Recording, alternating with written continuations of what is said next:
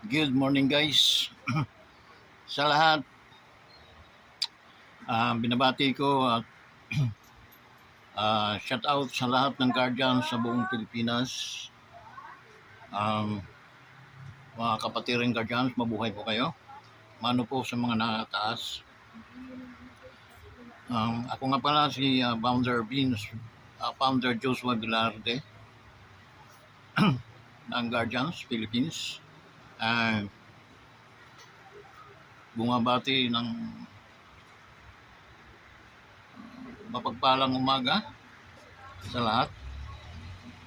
And then, naniniwala at nagtitiwala doon kay sa ating Vice Presidente today.